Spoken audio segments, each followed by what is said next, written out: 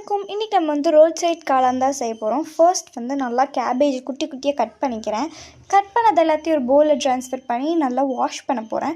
Wash பண்ணும்போது நல்லா press பண்ணி வாஷ் பண்ணுங்கள். அப்படின்னா தான் இருக்க குட்டி குட்டி டர்ட்ஸ் கூட போகும். நல்லா ப்ரெஸ் பண்ணணும். அதுக்கப்புறம் இப்போ நான் வந்து கார்ன்ஃப்ளவர் அண்ட் மைதா எடுத்து வச்சுருக்கேன். இப்போது அந்த கேபேஜில் இருக்க வாட்டர் எல்லாத்தையும் ட்ரைன் பண்ணிவிட்டு அதில் வந்து நம்ம எடுத்து வச்சுருக்க மைதா அண்ட் கார்ன்ஃப்ளவர் ரெண்டுத்தையும் ஆட் பண்ணிடுறேன். ரெண்டுமே வந்துட்டு கொஞ்சம் கொஞ்சம் எடுத்து வச்சுருக்கேன்.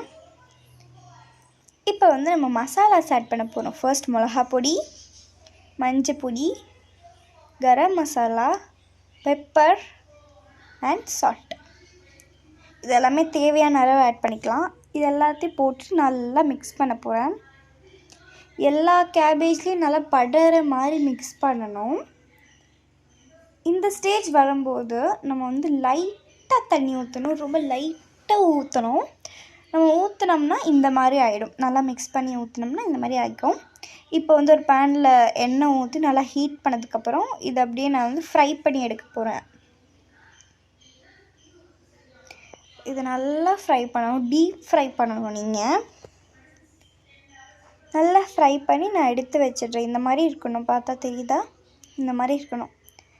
ஸோ இப்போ என்ன பண்ண போகிறோன்னா வெங்காயம், பச்சை மிளகா, டொமேட்டோ இது எல்லாத்தையும் நம்ம வந்து கட் பண்ணி வச்சுருக்கேன். இப்போ டொமேட்டோவை நான் வந்து ஜாரில் மாற்றி நல்லா பிளெண்ட் பண்ணி எடுக்க போகிறேன். இஞ்சி பூண்டு பேஸ்ட் உங்கள்கிட்ட இருந்துச்சுன்னா எடுத்துக்கலாம். இல்லாத பட்சத்தில் நல்லா ஃப்ளேவராக வேணும்னா இந்த மாதிரி நம்ம இஞ்சி பூண்டை இப்படி இடித்து நம்ம யூஸ் பண்ணிக்கலாம். இப்போ இன்னொரு பேனில் கொஞ்சம் எண்ணெய் ஊற்றி ஜீரகம் இல்லைனா சோம்பு ரெண்டுத்தில் எது வேணும் போட்டுக்கலாம். போட்டுட்டு வெங்காயம் போட்டு அதுக்கப்புறம் பச்சை மிளகா நம்ம கட் பண்ணி வச்சுருக்கோம்ல அது எல்லாத்தையும் போட்டுட்டு நெக்ஸ்ட் இஞ்சி பூண்டு பேஸ்ட்டு.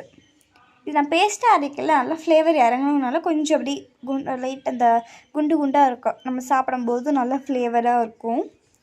இதெல்லாம் போட்டதுக்கப்புறம் இது ஒரு சைடு இருக்கட்டும். இப்போ டொமேட்டோ பியூரி செஞ்சு வச்சுருக்கோம்ல இதை வந்து அதில் போட்டுடலாம்.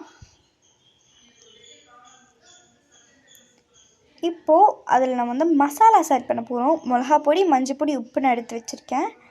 இப்போ இது ரெண்டுத்தையும் கலந்துடலாம். உப்பு நான் வந்து லைட்டாக தான் ஆட் பண்ணிக்கிறேன். ரொம்ப ஆட் பண்ணல. பிகாஸ் ஆல்ரெடி உப்பு இருக்குது. அது நம்ம வேணால் ஆட் பண்ணிக்கலாம், வேணானே விட்டுடலாம். ஓகேங்களா? இப்போ இதெல்லாம் போட்டதுக்கப்புறம் நல்லா கலக்கணும்.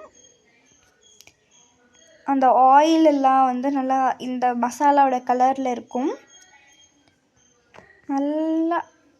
நல்லா மிக்ஸ் பண்ணணும். இப்போது என்ன பண்ணணுன்னா ஒரு பவுலில் கார்ன்ஃப்ளவர் மாவு எடுத்து வச்சுக்கணும். அதில் கொஞ்சம் தண்ணி ஊற்றி அதை வந்து கார்ன்ஃப்ளவர் வாட்டர் மாதிரி நம்ம பண்ணணும்.